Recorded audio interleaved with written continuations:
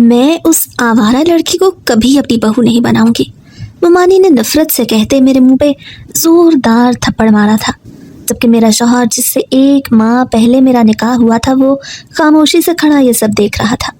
پھر بولا، میں خود بھی ایسی جاہل لڑکی کو بیوی نہیں مانتا، میں امریکہ جانے سے پہلے اسے طلاق دے دوں گا۔ یہ سنتے میں پتھر ہو گئی۔ میں تو گاؤں سے آئی تھی، پر کوئی نہیں جانتا تھا۔ مجھے امریکہ کی بڑی یونی میں اسکالرشپ ملی تھی۔ اگلے دن میں سب کو بتائے بغیر گھر چلی گئی۔ ماں کا زیور بیچ کے امریکہ کا ٹکٹ لیا اور وہیں نوکری کرتے پڑھنے لگی۔ 3 سال بعد ایک بڑی کمپنی میں مینیجر لگی۔ جب نوکری کے لیے 4 لڑکے آئے، ان میں سے ایک میرا شوہر۔ امریکہ کی فلائٹ پہ بیٹھتے وقت میرا دل عجیب سے احساسات سے بھرا ہوا تھا۔ ایک طرف طلاق کے نوٹس کی تلخ حقیقت تھی جو جیسے میرے وجود پہ داغ کی طرح سب تھی، دوسری طرف ایک خواب تھا جو پورا ہونے جا رہا تھا۔ خواب کہ میں ایک عام سی گاؤں کی لڑکی سے نکل کے دنیا کی سب سے بڑی یونیورسٹی میں پڑھنے جا رہی تھی، اس ملک میں جہاں کہیں وہ بھی تھا جو میرے ماضی کا ایک زخمی حصہ تھا۔ اور اسی احساس کو سوچتے میری آنکھیں بھیگ گئی تھیں۔ اماں کو نہیں معلوم تھا کہ میں امریکہ جا رہی ہوں، بلکہ ان کو کہا تھا کہ میں شہر کے ہی ہاسٹل میں رہ رہی ہوں۔ اس لیے اماں نے نہ تو مجھ سے کوئی سوال کیا، نہ ہی امریکہ جانے سے پہلے مجھے گلے لگایا۔ امریکہ پہنچ کے میرے لیے یقین کرنا مشکل تھا کہ وہ سب سچ تھا۔ پہلا سال میرے لیے سب سے مشکل تھا۔ گھر سے دور تنہائی نے کئی بار میرے دل کو توڑا۔ ہاسٹل کے کمرے میں راتوں کو میں اکثر روتی۔ اماں اور ابا کی یاد میں تو پہلے سے ہی جانتی تھی کہ وہ سب ہونا تھا، مگر پھر بھی وہ خبر سن کے جیسے میرا دل کام سا گیا۔ مگر عجیب بات یہ تھی کہ اندر کہیں سکون بھی تھا، جیسے میں ایک بوجھ سے آزاد ہو گئی تھی۔ اور پھر 3 سال کی محنت کے بعد آخر وہ دن آ گیا جب میں نے چارٹرڈ اکاؤنٹنٹ کی ڈگری ہاتھ میں لی۔ ڈگری مکمل ہونے کے ساتھ ہی مجھے امریکہ کی ایک بڑی کمپنی میں ڈائریکٹ مینیجر کی نوکری مل گئی۔ تب میرا دل چاہا کہ میں اڑ کے اماں کے پاس پہنچ جاتی اور ان کی آغوش میں سر رکھ کے سارے آنسو بہا دیتی۔ مگر میں سوچ چکی تھی کہ پاکستان تبھی جاؤں گی جب اپنا بزنس شروع کرنے لائق ہو جاؤں۔ وہ وہی مقام تھا جس تک پہنچنے کے لیے میں نے دن رات ایک کیا تھا۔ وہ لمحے یاد آئے جب گاؤں میں بیٹھ کے لوگ مجھے کہانیوں کی لڑکی سمجھتے جس کے خواب کبھی پورے نہیں ہوں گے، اور آج انہی خوابوں نے مجھے اس مقام پہ لا کھڑا کیا تھا۔ زندگی ایک بہتی ندی کی طرح ہے جو ہر روز نئی سمت لے کے آتی ہے۔ ایسے ہی ایک دن میرے سیکٹری نے آ کے مجھ سے کہا کہ میم، آج انٹرویو کے لیے 4 کینڈیڈیٹس آئے ہیں، آپ کو فائنل راؤنڈ لینا ہے۔ جب میٹنگ روم کا دروازہ کھلا اور 4 نوجوان اندر داخل ہوئے تو میری نظر جیسے ایک چہرے پہ جم گئی۔ وہ چہرہ جانا پہچانا تھا، اور پھر ایک دم سے میں اپنی جگہ سے اچھل ہی پڑی، کیونکہ وہ تو وہی تھا جس نے میری روح کو نہ ختم ہونے والا زخم دیا تھا۔ میرا نام نشا ہے اور میرا تعلق کراچی کے قریب ایک گاؤں سے ہے۔ میں اپنے اماں ابا کی اکلوتی بیٹی تھی، اس لیے وہ مجھ پہ جان چھڑکتے، اور بچپن سے ہی میں بہت نازو پلی تھی۔ میں اپنے ماں باپ کی اکلوتی بیٹی ہونے کے ساتھ ساتھ خاندان کی بھی اکلوتی ہی لڑکی تھی، کیونکہ نہ تو میری کوئی پھپھی تھی اور نہ ہی کوئی خالہ۔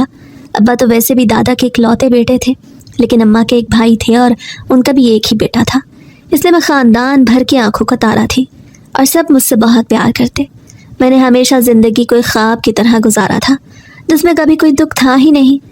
اماں بھی مجھے شہزادیوں کی طرح رکھتی، اور ابا تو جیسے میری ایک مسکراہٹ پہ دنیا قربان کرنے کو تیار رہتے۔ میری دنیا اماں ابا اور ہمارا چھوٹا سا خوشحال گھر تھا جہاں میں کسی پریوں کی کہانی کی طرح بڑی ہوئی تھی۔ میرے ماموں کے بیٹے بلال بھائی میرے سب سے اچھے دوست تھے۔ وہ مجھ سے 4 سال بڑے تھے، مگر ہمیشہ میرے ساتھ بچوں کی طرح کھیلتے۔ وہ میرے لیے بڑے بھائی سے بڑھ کے محافظ تھے، کیونکہ میرا اپنا تو کوئی بھائی تھا نہیں۔ وہ میری ہر ضد پوری کرتے۔ میں خاندان کی اکلوتی لڑکی تھی، اس لیے سب میرے معاملے میں ضرورت سے زیادہ حساس تھے، کیونکہ مجھے گھر میں کبھی کسی نے ڈانٹا نہیں تھا، نہ ہی سختی سے بات کی تھی۔ اس لیے اگر اسکول میں یا محلے میں کوئی بچہ مجھ سے لڑائی جھگڑا کرتا تو ہاشم بھائی یا گھر میں سے کوئی اور اس بچے کی کلاس لگا دیتا اور اس کی شامت آ جاتی۔ میری زندگی میں پہلی بڑی تبدیلی اس وقت آئی جب میں نے اسکول کی پڑھائی ختم کی اور پھر کالج جانے کی باری آئی۔ مگر مشکل یہ تھی کہ ہمارے گاؤں میں کوئی کالج نہیں تھا، البتہ پاس والے شہر میں ایک بڑا کالج تھا۔ پہلے تو اماں نے ابا کو کہا کہ وہ مجھے مزید نہ پڑھائیں، کیونکہ میں نے کون سا پڑھ لکھ کے کوئی نوکری کرنی تھی۔ مگر ابا کا کہنا تھا کہ پڑھنے لکھنے کا مطلب یہ نہیں کہ لڑکی نوکری ہی کرے، بلکہ اگر لڑکی پڑھی لکھی ہوگی تو ہی اسے اپنے حق کا پتہ ہوگا نا، اور وہ اپنی نسل کو اچھی تعلیم اور تربیت کے ساتھ پروان چڑھا سکے گی۔ میرے کالج جانے پہ اماں کے سوا کسی کو اعتراض نہیں تھا، اس لیے اماں نے بھی ہار مان لی۔ اماں کو میرے آگے پڑھنے پہ اعتراض نہیں تھا، بلکہ وہ مجھے اتنی دور شہر میں بھیجنا نہیں چاہتی تھی، کیونکہ میں کبھی ان سے دور گئی نہیں تھی۔ اس کا بھی آسان سا حل تھا کہ میں شہر کے ہی کسی ہاسٹل میں رہ لیتی، مگر اس بات پہ ابا بھی راضی نہ ہوئے، بلکہ انہوں نے مجھے ایک وین لگوا دی جو مجھے ہر روز شہر لے کے بھی جاتی اور واپس گھر بھی چھوڑ جاتی۔ جب میں نے کالج میں قدم رکھا تو پہلے تو سب کچھ معمول کے مطابق ہی تھا، مگر جیسے جیسے میں بڑی ہو رہی تھی اماں اور ابا کی فکر مندی بڑھنے لگی۔ وہ اکثر مجھے نصیحت کرتی کہ میں باہر زیادہ نہ نکلا کروں یا زیادہ کسی سے بات نہ کیا کروں، کیونکہ میں خاندان کی لاڈلی تھی اور سب کی نظروں میں تھی۔ بلال بھائی بھی اب پہلے کی طرح مجھے وقت نہیں دیتے تھے، وہ تو خود یونیورسٹی جا رہے تھے جہاں ان کی اپنی ایک زندگی تھی۔ پہلے وہ میرا ہر کام بھاگ بھاگ کے کرتے، مگر پھر تو ان کے پاس وقت ہی نہیں تھا۔ مجھے یہ تبدیلی عجیب لگتی، مگر میں نے سوچا شاید بڑا ہونے کا یہی مطلب ہوتا ہے کہ سب اپنی اپنی زندگی میں مصروف ہو جاتے ہیں اور سب بدل جاتا ہے۔ تبھی کالج میں میری ملاقات عمر سے ہوئی۔ وہ ایک عام سا مگر سمجھدار لڑکا تھا۔ شروع میں تو ہمارے درمیان بس رسمی الیک سلیک ہی تھی، مگر پھر آہستہ آہستہ ہماری دوستی گہری ہونے لگی۔ عمر کی سب سے خاص بات یہ تھی کہ وہ میری ہر بات سمجھتا تھا، میری ہر چھوٹی پریشانی کو میرے ہی گھر والوں کی طرح سنجیدگی سے لیتا اور مجھے ہمیشہ خوش رکھنے کی کوشش بھی کرتا۔ عمر نے ایک دن مجھ سے کہا کہ نشا، تمہیں پتہ ہے تم میرے لیے اس دنیا میں سب سے زیادہ قیمتی ہو۔ میں عمر کی باتیں سن کے ہنس دیا کرتی کہ آخر ایسا بھی کیا ہے مجھ میں، مگر وہ مجھے ہمیشہ کہتا کہ تمہیں اندازہ ہی نہیں کہ تم جس طرح اپنے سب گھر والوں کی لاڈلی ہو اسی طرح میری بھی ہو گئی ہو۔ اور وہی وہ لمحہ تھا جب مجھے احساس ہوا کہ میں بھی عمر کو پسند کرنے لگی تھی، کیونکہ مجھ پہ کبھی بھی کسی نے کسی بھی قسم کی کوئی روک ٹوک نہیں کی تھی۔ اس لیے مجھے لگا تھا کہ میری عمر کے ساتھ دوستی پر بھی کسی کو اعتراض نہیں ہوگا۔ وقت گزرنے کے ساتھ ساتھ مجھے عمر سے انتہا کی محبت ہو گئی اور ہم دونوں نے فیصلہ کر لیا کہ جیسے ہی ہماری پڑھائی مکمل ہوگی ہم اپنے گھر بات کریں گے اور اپنی اس محبت کو ایک پاکیزہ رشتے کا نام دے دیں گے۔ میری زندگی تو ایسی خوشیوں بھری تھی کہ مجھے لگتا تھا جیسے مجھے کبھی کوئی دکھ یا تکلیف ملے گی ہی نہیں، کیونکہ سبھی میری ہر بات مانتے اور میرا بے حد خیال رکھتے۔ مجھے لگا کہ جس طرح سب میری ہر بات مانتے تھے اور میری خوشی کا خیال رکھتے تھے، اگر میں ان سے عمر کی بات کروں گی تو سب میرے فیصلے میں خوش بھی ہو جائیں گے اور عمر کو دل سے قبول بھی کر دیں گے، کیونکہ وہ ایک بہت اچھے گھرانے کا سلجھا ہوا سیدھا سادھا لڑکا تھا اور میری عزت بھی کرتا تھا۔ لیکن مجھے نہیں معلوم تھا کہ میری خوبصورت زندگی بس ایک سہانا خواب ہی تھی جو کسی بھی لمحے ٹوٹ کے بکھر سکتا تھا۔ وہ میرا کالج کا آخری سیمسٹر تھا جب گھر میں میری شادی کی باتیں ہونے لگی۔ اماں کہتی کہ میری شادی خاندان میں ہوگی کیونکہ وہ مجھے کسی غیر کو نہیں دینا چاہتی تھی۔ اس وقت میں اماں کی بات سن کے ہنس دیتی، کیونکہ مجھے لگتا تھا کہ شاید اماں وہ سب اس لیے کہتی تھی کیونکہ شاید وہ مجھے خود سے دور نہیں بھیجنا چاہتی۔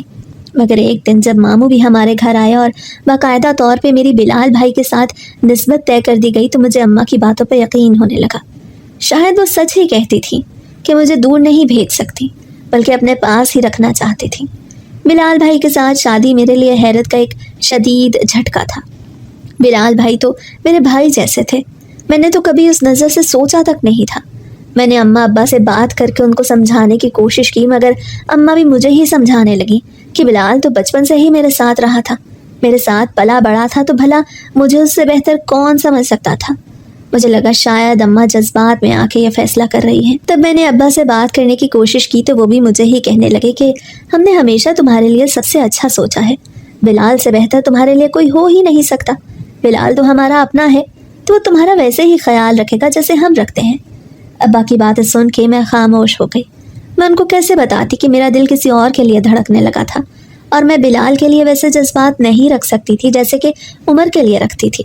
جب میں نے عمر کو یہ سب بتایا تو وہ بھی کچھ دیر خاموش رہا اور پھر کہنے لگا، نشا، تمہیں اپنے دل کی سننی چاہیے کیونکہ یہ تمہاری زندگی ہے اور تمہارا فیصلہ سب سے زیادہ اہمیت رکھتا ہے۔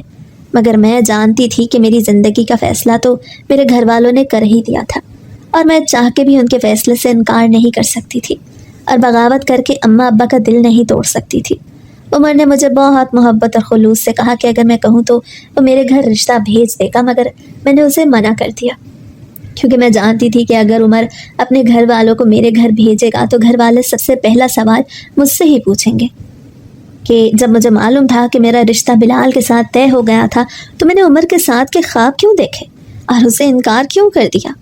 میں بھی تو اپنے ماں باپ کے لیے عمر کو بھول جانا چاہتی تھی، مگر میرے دل پر میرا اختیار نہیں تھا، جو بار بار مجھے اکساتا تھا کہ میں عمر کے بارے میں اپنے گھر والوں سے بات کر کے ان کا رد عمل دیکھوں کہ آخر ان کو میری خوشی کی کتنی پرواہ تھی۔ مگر پھر میں یہ سوچ کے خود ہی خاموش ہو گئی کہ میرے گھر والوں نے بچپن سے میری ہر بات، ہر ضد، ہر خواہش پوری کی تھی۔ اگر میں ان کا فیصلہ ماننے سے انکار کر دیتی تو شاید وہ یہ برداشت نہ کر پاتے۔ اور یہ وہ دن تھا جب میری زندگی کا سب سے بڑا فیصلہ میرے ہاتھوں سے نکل گیا۔ عمر نے بھی کوئی ضد نہ کی، بلکہ وہ بھی میرا فیصلہ سن کے خاموشی سے پیچھے ہٹ گیا، کیونکہ وہ بھی جانتا تھا کہ میں اپنے گھر والوں کی کس قدر لاڈلی تھی، اور میرے گھر والے شاید میرا انکار نہیں سن سکتے تھے۔ میں تو خود بھی انکار نہیں کرنا چاہتی تھی، کیونکہ میرا انکار میرے گھر والے برداشت نہیں کر سکتے تھے۔ ان کو تو مجھ سے شاید بہت سی امیدیں تھیں کہ میں ان کا مان کبھی نہیں توڑوں گی۔ اماں ابا کو ہمیشہ یہی لگتا تھا کہ انہوں نے مجھے آزادی صرف اس لیے دے رکھی تھی کہ میں اس آزادی کا کبھی غلط استعمال نہیں کروں گی، اور اب میں سب گھر والوں کے سامنے عمر کا نام لے کے ان کی بات غلط ثابت کرنا نہیں چاہتی تھی۔ میں ان کا مان نہیں توڑنا چاہتی تھی، اس لیے میں نے عمر سے اپنا راستہ الگ کر لیا، اور عمر بھی اداس دل کے ساتھ میری مرضی کے مطابق مجھے چھوڑ کے ہمیشہ کے لیے چلا گیا۔ بلال بھائی کے ساتھ میری شادی طے ہو چکی تھی اور سب بہت خوش تھے۔ میں بھی خود کو یہی سمجھانے کی کوشش کر رہی تھی کہ شاید یہی میرے لیے بہتر تھا، مگر اندر سے مجھے لگتا تھا کہ میری خوشیاں کہیں کھو گئی تھیں۔ میں بلال کو دل سے قبول کر ہی نہیں پا رہی تھی۔ مجھے لگتا تھا شاید اگر میری شادی بلال کے ساتھ ہو گئی تو یہ بہت بڑا دھوکہ ہوگا جو میں بلال کو دوں گی، کہ میں محبت کسی اور سے کرتی تھی مگر بیوی اس کی بن گئی۔ تب میرے دل میں خیال آیا کیوں نہ میں بلال کو عمر کے بارے میں بتا دیتی۔ نکاح کا دن طے ہو گیا، اور جیسے جیسے نکاح کا دن قریب آ رہا تھا میری پریشانی بڑھتی جا رہی تھی۔ مجھے کچھ سمجھ نہیں آ رہا تھا کہ میں کیا کرتی۔ میں تو ہمیشہ خوش رہنے والی لڑکی تھی، کیونکہ کبھی کوئی ایسی بات ہوئی ہی نہیں تھی جس کی میں اتنی ٹینشن لیتی۔ مجھے تو لگا تھا شاید میں خوابوں کی دنیا میں جی رہی تھی، مگر اب وہ خواب ٹوٹنے والا تھا۔ میں نے ایک آخری بار کوشش کرنے کا سوچا، اور نکاح سے کچھ دن پہلے اماں کو سب کچھ بتا دیا کہ میں کالج کے ایک لڑکے سے محبت کرتی تھی، تو میں بھلا بلال کے ساتھ زندگی کیسے گزار سکتی تھی۔ میری بات سن کے اماں کا وہی رد عمل ہوا جس کا مجھے ڈر تھا۔ وہ سخت ناراض ہوئیں اور مجھے کہنے لگیں کہ تم نے گھر والوں کی دی ہوئی آزادی کا غلط استعمال کیا ہے۔ ہم نے تمہیں اتنی آزادی اس لیے نہیں دی تھی کہ تم اپنی پسند کا لڑکا ڈھونڈتی پھرتی، بلکہ اگر تم ہمارے خاندان کی اکلوتی لڑکی ہو تو ہم تمہیں کسی بھی صورت خاندان سے باہر بھیجنے کو تیار ہی نہیں۔ میں نے اماں کو سمجھانے کی بہت کوشش کی کہ عمر ایک اچھا لڑکا تھا، وہ کم از کم اس سے ایک بار مل تو لیتے، اس کو جاننے کی کوشش تو کرتے، مگر اماں نے مجھے یہ کہہ کے خاموش کرا دیا کہ عمر جیسا بھی تھا ہمیں اس بات سے کوئی فرق نہیں پڑتا، بلکہ اگر فرق پڑتا ہے تو اس بات سے کہ عمر ہمارے خاندان کا لڑکا نہیں، اور اگر باہر کا کوئی لڑکا آ کے ہماری بیٹی کو دھوکہ دے دیتا یا کوئی اور ناانصافی کر جاتا تو اس کا ذمہ دار کون ہوتا۔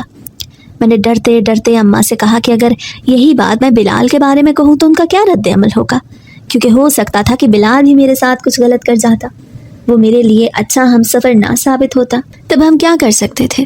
مگر میری بات سن کے اماں کو ایک دم سے غصہ آ گیا، اور وہ کہنے لگی بلال ایسا نہیں کرے گا، کیونکہ وہ اپنے خون کے، اور اگر اپنا مارے گا تو بھی چھاؤں میں ہی مارے گا۔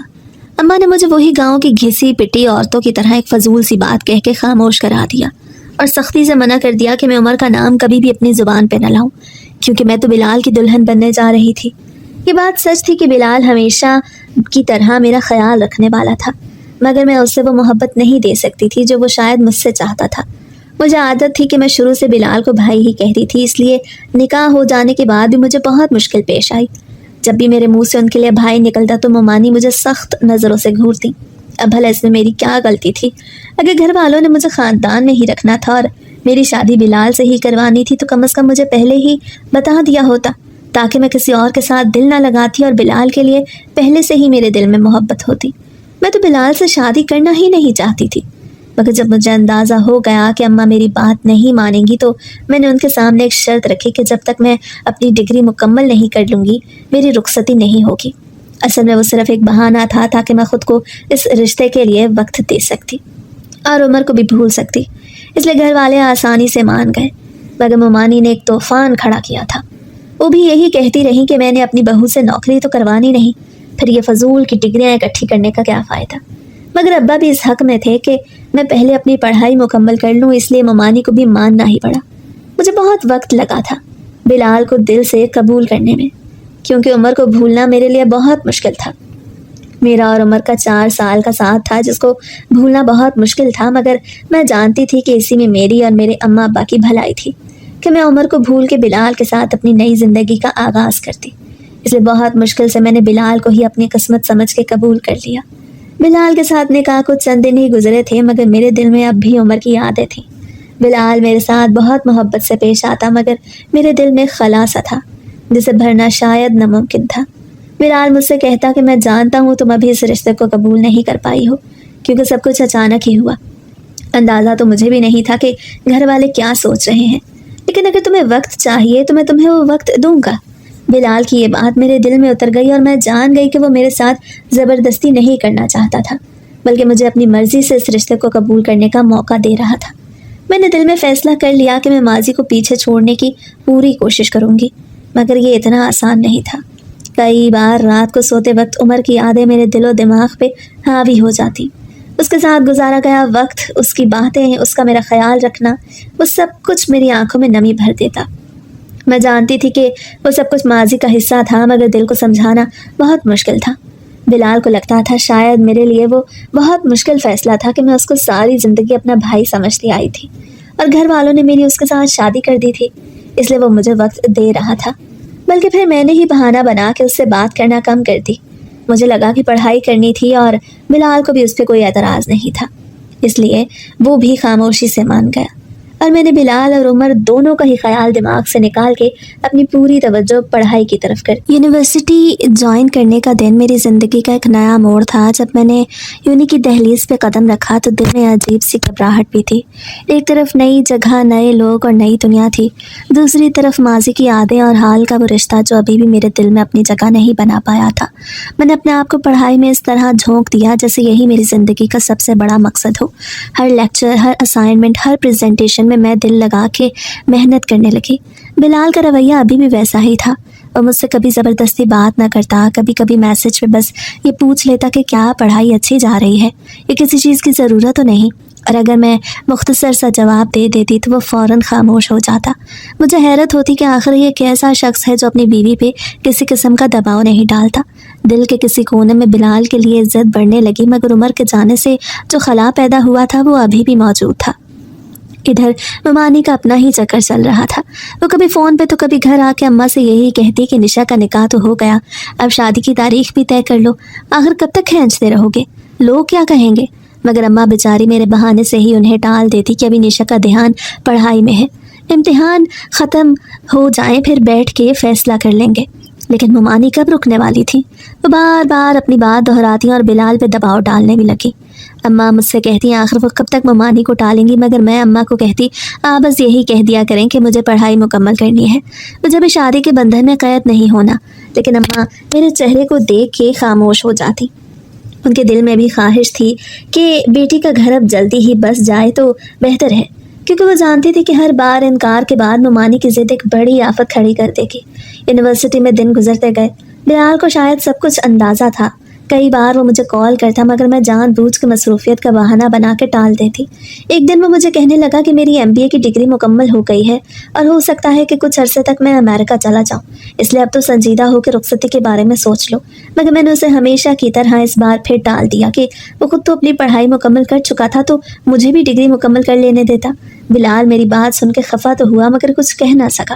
ادھر گھر کا ماحول بھی کچھ عجیب تھا۔ اماں اور ابا کی نظریں اکثر مجھ پہ رہتی، جیسے وہ یہ پرکھنا چاہتے تھے کہ آخر میں کرنا کیا چاہتی تھی، مگر میں نے اپنے چہرے پہ کبھی دکھ کے آثار نہیں آنے دیے۔ میں جانتی تھی کہ اگر میں نے ان کو اپنی کمزوری دکھا دی تو وہ اور زیادہ فکر مند ہو جائیں گے۔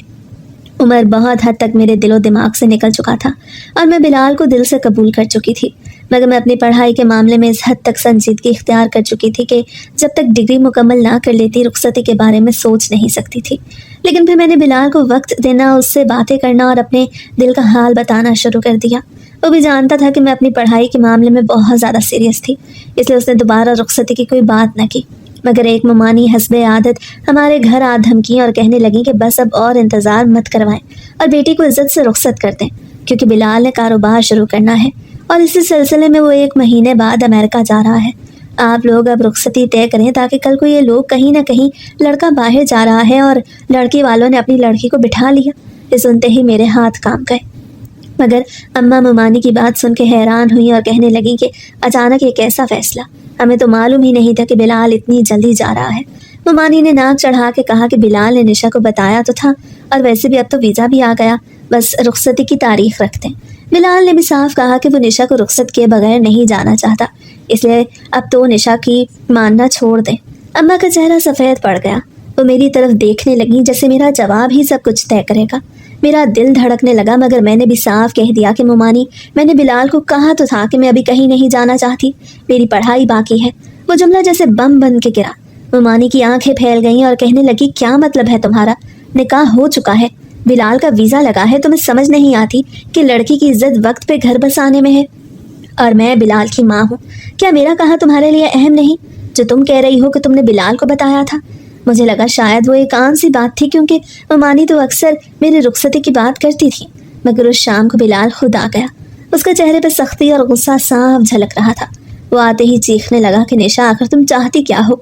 मैंने तुम्हें पहले ही कहा था मैं बाहर जा रहा हूँ, तुमने संजीदा होकर फैसला क्यों नहीं किया? तुम्हें मेरी माँ की बात की ज़रा भी परवाह नहीं। मैंने नज़रें झुका ली, मगर दिल की धड़कन और तेज़ हो गई। मगर बिलाल की एक ही जिद थी कि जितनी पढ़ाई करनी थी हो गई, अब बस करो, तुम्हें तो बस घर से निकलने के बहाने चाहिए। मेरी आंखों में आंसू आ गए। मुझे बिलाल से इस किस्म की बात की तवक्को नहीं थी, मगर मुमानी भी बिलाल के साथ ही थी। तभी कहने लगी कि एक गांव की आम सी लड़की हो तुम्हें तो शुक्र अदा करना चाहिए कि मेरा हीरे जैसा बेटा तुम्हारे पीछे पागल है। भला गांव की और कोई लड़की है जो घर से इतनी दूर शहर जाती है, और वो भी पढ़ने के बहाने? मुमानी के लहजे में कुछ तो था जिससे मुझे शदीद गुस्सा आया, मगर मैंने अपने गुस्से पे काबू करते हुए कहा कि बिलाल, मुझे सिर्फ 1 साल और चाहिए। मैं इससे पहले कुछ और कहती, बिलाल गुस्से से उठ खड़ा हुआ और कहने लगा, 1 साल? तुम समझती हो कि मैं इतना इंतज़ार कर सकता हूँ? ये मेरे करियर की गोल्डन अपॉर्चुनिटी है, और तुम चाहती हो कि मैं सब कुछ छोड़ के तुम्हारे पीछे बैठा रहूँ? तुम्हें अंदाज़ा है तुम किस कदर ज़िद्दी हो रही हो? मैंने मुमानी को और बिलाल को समझाने की बहुत कोशिश की, मगर उस दिन मुमानी ने जीता और बिलाल का रिश्ता इस वजह से ख़त्म कर दिया कि हमें एक आवारा लड़की को किसी कीमत पे अपने घर की बहू नहीं बनाना। मैंने तो अपने मरहूम शौहर का लिहाज रख के इसकी बहन के घर रिश्ता किया था, मगर मुझे नहीं मालूम था कि इस लड़की की ज़ुबान 2 गज़ लंबी है। वो सब बातें सीधी मेरे दिल पर लगी थी, मगर मेरी नज़रें उस वक्त सिर्फ बिलाल पे ठहरी हुई थी। मुझे लगा शायद वो ही मेरी हिमायत में कुछ बोल देगा, मगर उसने ये कह के मेरा मुंह ही बंद कर दिया कि मुझे भी ऐसी जाहिल देहाती लड़की को अपनी बीवी नहीं बनाना जिसको अपने शौहर से ज़्यादा अपनी पढ़ाई और अपनी अना अजीज़ है। वो बात सुन के मैं तो गिरने ही वाली थी, मगर मुझसे पहले मेरी अम्मा गिर गई मुमानी के कदमों में और उनसे कहने लगी कि आप शादी की तैयारियां शुरू करें, मैं देखती हूँ कि निशा कैसे हाँ नहीं करती। और साथ ही अम्मा ने मेरे मुंह पे एक ज़ोरदार थप्पड़ दे मारा कि बिलाल और उसकी माँ से माफ़ी मांगो। मगर मुझे वो मंजर अपनी माँ की तौहीन लगा था, जब मेरी माँ मुमानी के कदमों में बैठी खुद भी माफ़ी मांग रही थी और मुझे भी माफ़ी मांगने के लिए कह रही थी। मगर मुझे उस वक्त समझ आ गया कि अगर मैं उस दिन अपने हक़ के लिए ना बोली तो शायद शादी ज़िंदगी मेरी माँ इन लोगों के कदमों में बैठी रहेगी। इसलिए मैंने साफ कह दिया कि मुमानी, अगर आप 1 साल इंतज़ार कर सकती हैं तो ठीक है, वरना इससे पहले मैं कुछ कहती मुमानी ने भी मेरे मुंह पे एक थप्पड़ रसीद कर दिया और बिलाल से कह के चली गई कि दोबारा इस बेहया और बेगैरत लड़की का नाम मेरे सामने मत लेना।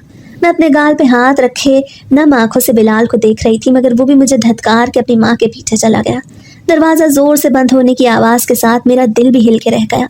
बिलाल के रवैये के बाद रात को मैं अक्सर जागती रहती और सोचती, क्या वाकई मैंने गलत किया? क्या मुझे बिलाल के साथ चले जाना चाहिए था? क्या पढ़ाई के लिए ये सब कुछ कुर्बान करना ज़रूरी था? लेकिन अगले ही लम्हे मेरा दिल कहता, नहीं, ये मेरा फ़ैसला है, मुझे अपनी और अपने माँ बाप की इज्जत पर समझौता नहीं करना। 1 महीने के बाद बिलाल तो अमेरिका चला गया। उसके जाने के बाद भी अम्मा मुझे समझाती रहीं कि मुझे मुमानी से माफ़ी मांगनी चाहिए, मगर उस वक्त अब्बा ही थे जिन्होंने मेरा साथ दिया और कहने लगे कि बेटा, अच्छी बात है कि बिलाल की हकीकत जल्द ही खुल गई। अगर वो अपनी बीवी के लिए आज नहीं बोल सका तो कल को क्या करता? मगर अम्मा को कौन समझाता? वो तो उनके भाई का बेटा था, उनकी भाभी थी। अम्मा के दिल पे उनके रवैये से एक चोट लगी थी और वो रात को अक्सर रोती रहती।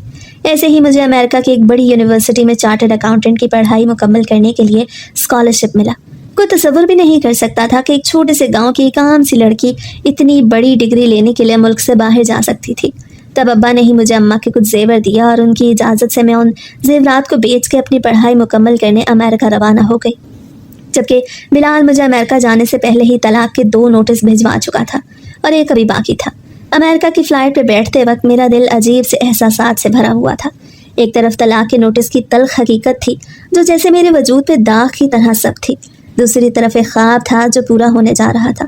خواب یہ کہ میں ایک عام سی گاؤں کی لڑکی سے نکل کے دنیا کی سب سے بڑی یونیورسٹی میں پڑھنے جا رہی تھی، اس ملک میں جہاں کہیں بلال بھی تھا، اور اسی احساس کو سوچتے میری آنکھیں بھیگ گئیں۔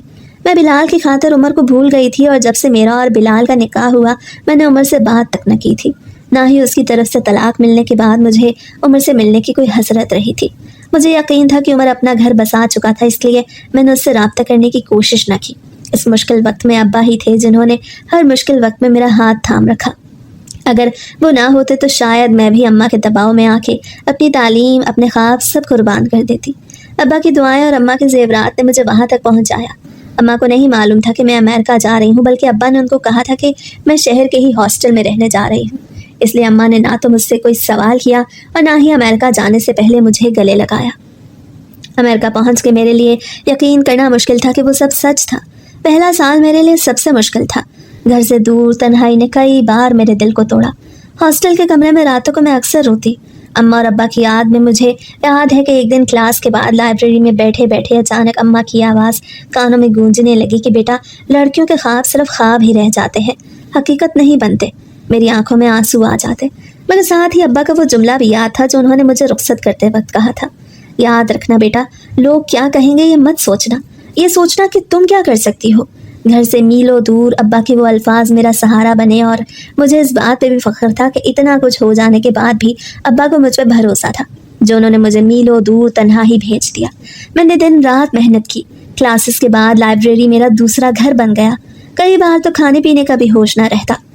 پہلے ہی سال کے آخر میں مجھے بلال کا تیسرا نوٹس بھی پہنچ چکا تھا۔ میں تو پہلے سے ہی جانتی تھی کہ وہ سب ہونا تھا، مگر پھر بھی وہ خبر سن کے جیسے میرا دل کانپ سا گیا۔ مگر عجیب بات یہ تھی کہ اندر کہیں سکون بھی تھا، جیسے میں ایک بوجھ سے آزاد ہو گئی تھی۔ امریکہ میں پڑھائی کے ساتھ ساتھ میں نے پارٹ ٹائم جاب بھی شروع کی اور ایک چھوٹے سے کیفے میں کام کرنے لگی تاکہ بلال کے ظلم کو بھول سکتی۔ جب وہاں اس کیفے میں مختلف ملکوں کے لوگ آتے، باتیں کرتے، ان سب سے مل کے مجھے احساس ہوا کہ دنیا کتنی وسیع تھی اور میرا دکھ کتنا چھوٹا۔ اور پھر 3 سال کی محنت کے بعد آخر وہ دن آ گیا جب میں نے چارٹرڈ اکاؤنٹنٹ کی ڈگری ہاتھ میں لی۔ ڈگری مکمل ہونے کے ساتھ ہی مجھے امریکہ کی ایک بڑی کمپنی میں ڈائریکٹ مینیجر کی نوکری مل گئی۔ جب میں نے ابا کو بتایا تو وہ بہت خوش ہوئے اور مجھے ڈھیروں دعائیں دی۔ تب تک اماں بھی جان چکی تھی کہ میں کہاں تھی اور کیوں تھی۔ اماں نے جب مجھے میری کامیابی کی مبارکباد دی تو ان کی آواز بھی بھیگی ہوئی تھی۔ تب میرا دل چاہا کہ میں اڑ کے ماں کے پاس پہنچ جاتی اور ان کی آغوش میں سر رکھ کے سارے آنسو بہا دیتی، مگر میں سوچ چکی تھی کہ پاکستان تبھی جاؤں گی جب اپنا بزنس شروع کرنے کے لائق ہو جاؤں گی۔ یہ وہی مقام تھا جس پر پہنچنے کے لیے میں نے دن رات محنت کی تھی۔ وہ لمحے یاد آئے جب گاؤں میں بیٹھ کے لوگ مجھے کہانیوں کی لڑکی سمجھتے، جس کے خواب کبھی پورے نہیں ہوں گے، اور آج انہی خوابوں نے مجھے اس مقام پہ لا کھڑا کیا تھا۔ میری زندگی میں ابا کی دعائیں سب سے بڑی طاقت تھیں۔ جب انہوں نے بتایا کہ مجھے ڈائریکٹ مینیجر کی جاب مل گئی ہے تو ان کی آواز میں جو فخر تھا وہ میرے لیے کسی بھی اعزاز سے بڑھ کے تھا۔ اماں جو ہر وقت مجھے ممانی کے سامنے جھکنے کی تلقین کرتی تھیں، وہ بھی اس حادثے کو بھول گئیں جس نے میری زندگی کو داغدار کیا تھا، اور میری کامیابی میں مجھے دعائیں دینے لگیں۔ زندگی ایک بہتی ندی کی طرح ہے جو ہر روز نئی سمت لے کے آتی ہے۔ ایسے ہی ایک دن میری سیکٹری نے آ کے مجھ سے کہا کہ میم آج انٹرویو کے لیے 4 کینڈیڈیٹس آئے ہیں، آپ کو فائنل راؤنڈ لینا ہے۔ جب میٹنگ روم کا دروازہ کھلا اور 4 نوجوان اندر داخل ہوئے تو میری نظر جیسے ایک چہرے پہ جم گئی۔ دل کی دھڑکن ایک لمحے کو رک سی گئی۔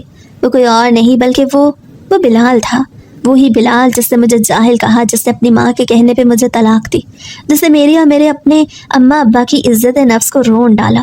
میرا دل زور زور سے دھڑکنے لگا۔ ایک لمحے کو لگا جیسے زمین میرے قدموں کے نیچے سے کھسک گئی تھی، مگر میں اس انسان کے سامنے کمزور نہیں بننا چاہتی تھی جس نے مجھے پہلے ہی کمزور سمجھ کے مجھ پر ظلم کیا تھا۔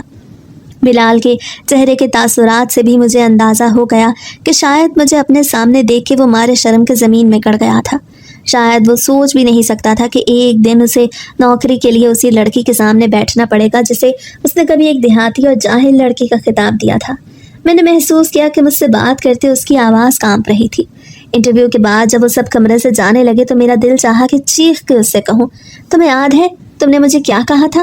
یاد ہے کس طرح تم نے مجھے اپنی ماں کی جذباتی باتوں میں آ کے طلاق بھیجی تھی؟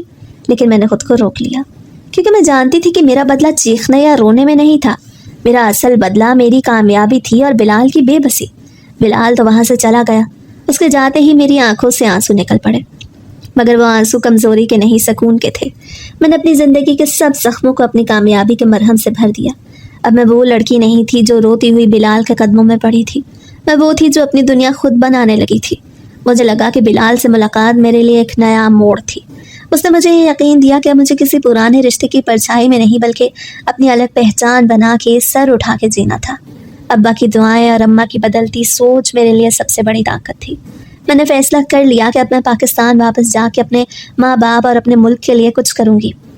तभी मैं 3 सालों के बाद अम्मा की आगोश में लौट आई और अम्मा से गले लग के सारे आंसू बहा दिए। अम्मा को कभी मेरी हालत देख के रातों को रोती थी, वो मेरी कामयाबी देख के लोगों को फख्र से बताने लगी कि मेरी बेटी अमेरिका में बड़ी यूनिवर्सिटी में पढ़ के आई है। अब फिर चंद दिन बाद मुझे खबर मिली कि मोमानी अपनी इस हरकत पर शर्मिंदा थी। उनके बेटे ने उनके कहने पे मेरे साथ जो कुछ किया, उसके बाद मेरी कामयाबी ने उन्हें अंदर से तोड़ दिया, मगर उनमें इतनी हिम्मत नहीं थी कि वो आके मेरा सामना करती।